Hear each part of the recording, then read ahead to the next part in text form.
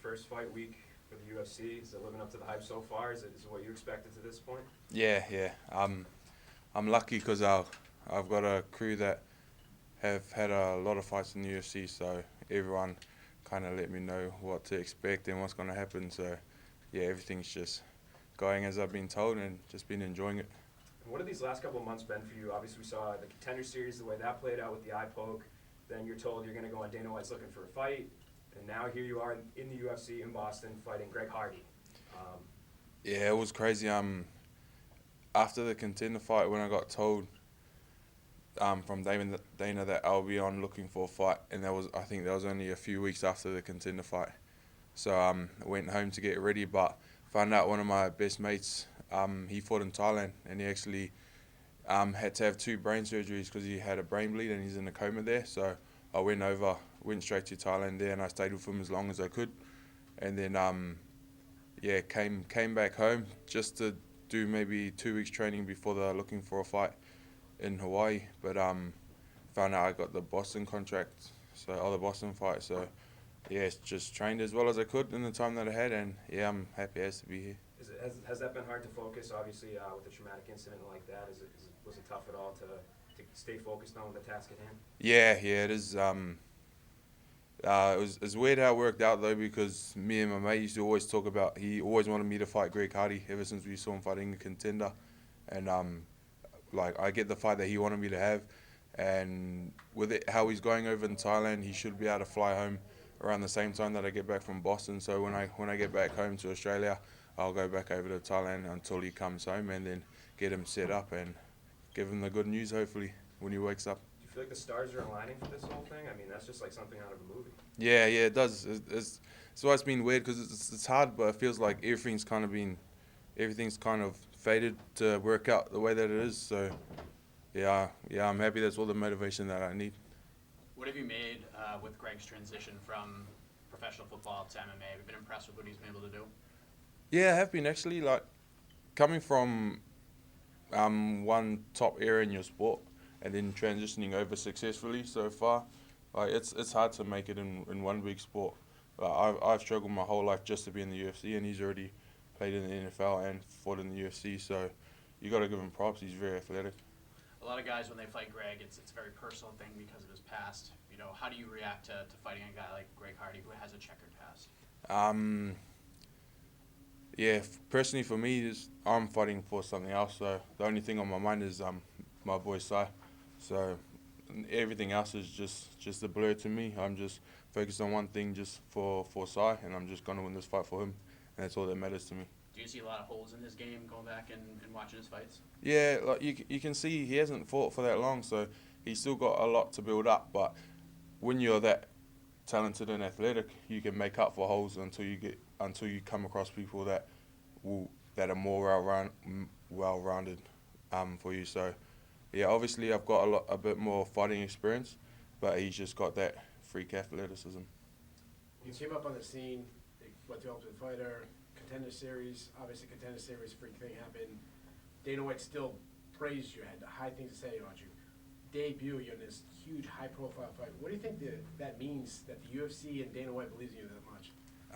It means a lot to me that he's still giving me chances, but I think in the day he knows, like, from seeing me in Ultimate Fighter and Contender, my past fights, I used to fight 11, 12 times a year, boxing, kickboxing, MMA. End of the day, I just want to get in and fight. I just love fighting, and I don't care what happens in the cage or in the ring. I just want to go there, get hit people, and yeah, it's always good to have people like that in organizations. You're making your debut. You're in Boston, really far away from home, but you're going against a guy that, many people dislike this guy. Many people hate this guy. The crowd is probably going to be cheering for you, rocking for you, unlike anybody gets in their debut. You feeling any extra pressure with that? Yeah, not really extra pressure. Like, it's good to have people behind me. It's always nice. I was at the Melbourne card 2 weeks ago, and just seeing the international fighters not getting as much support as the local fighters, I was kind of getting prepared to have the same thing when I walk out, just to crickets when I walk out. But knowing that there will be people cheering for me, that's pretty cool. Speaking of that, you come from that area, the Australia, New Zealand area. It's like the booming area right now. Obviously, we got another champion, Israel Adesanya. Do you think you're going to be the next future star from that area? Man, I don't know. I'm not one to kind of talk myself up.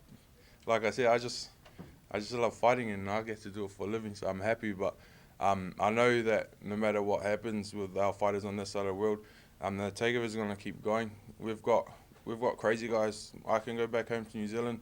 I can walk down the road just to buy bread and milk, and there'll be 10, 15 people that will be able to beat the shit out of me, man. But now we're getting the exposure, and then hopefully we can have more gyms popping up and just more talent coming through. I just asked this question to Greg. I want to ask it to you. Angle that's getting looked at is you came from a rugby background. He comes from an NFL background. I have friends from that side of the area in the media world, and we have a rivalry. We talk about it all the time. Yeah. I say NFL players are better athletes. They say rugby's tougher, NFL's tougher. You feel anything like that? Like your chance to show rugby guys are tougher than NFL guys? Yeah, a few people have been talking to me about that as well, and yeah, it's weird because rugby's played over 80 minutes. You only get one break, half time. You keep going the whole time. So fitness is a lot different. NFL players very explosive off the mark, but I would probably say that NFL would be more similar training style to fighting because you need to be explosive. But man, rugby players are always tougher, bro. My last question for you. Greg Hardy, he draws opinions no matter what, whether you're pro or against him. A lot of people, right from the very start, does not believe he deserves to be in the UFC because of his criminal past. Do you think he deserves to be in the UFC? Man, yeah, personally for me, I don't really judge people until I meet them, and once I talk to them, get to know them, then I make my own opinions there. But like you saw, it's a close line for me to draw in the sand. What's the difference between someone not deserving here and someone like me this is my third chance? So if I don't really want to come and start saying, oh, this person shouldn't be here for this, no matter what the severity is of his past. When it's just too close to the line to draw, because if I start talking like that, then people might say the same thing about me. I lost an Ultimate Fighter, no contest in the contender. I shouldn't be here as well. So yeah, end of the day, doesn't matter whether you should be here or whether you shouldn't be here. We're still gonna fight anyway. So. Sorry, I lied. One more question. He likes to swing it out. That's what you're known for. Yeah. Do you think there's any chance when you guys go to the ground, or you definitely say someone's getting knocked out? I hope it doesn't go to the ground. It'll only go to the ground if he shoots on me. But we're gonna swing and someone's gonna get knocked out. With this fight announcement, obviously you've got a lot more eyeballs on you now for the day that it got announced. Shortly thereafter, you tweeted, and I quote, "WTF is a can, and why is everyone calling me that? Candy's nuts." So, was there a lot of negativity coming your way? Or was there a lot of support coming too? Oh, there's both. Like the Australian, New Zealand MMA community always been behind me. People that have been watching me fighting locally and stuff. But yeah, I don't really go on Twitter that much. And when I saw everyone saying that, I just told my mates, "What the fuck does that mean?" And then they're saying, "Oh, it means like you're shit or something." And I was going, "Oh, okay. Fuck, Candy's nuts." I don't really care about I don't really care about that, but yeah, it's always good. I've kind of been an underdog a lot just because of the way I used to train, the way that I used to fight, bad habits I used to have. But yeah, I've got the right team behind me and doing everything properly now, so I love being the underdog. And I saw Dan Kelly and Jim Cruder here for you this week. What kind of team do you guys have over there? Obviously, I'm sure both those guys have had a good impact on your career. Yeah, we've got a great team. Everything that I need, I've got it in my home gym. Like Dan's there. I'm training with Jimmy every day. We've got Cal Potter, Jake Matthews, all local talent. If you look at any weight division in Australian MMA, we've got the top guys training at our gym with us. So everything we need's there, and it's good because they've had the experience. I've known what to expect, and I've got people to look up to.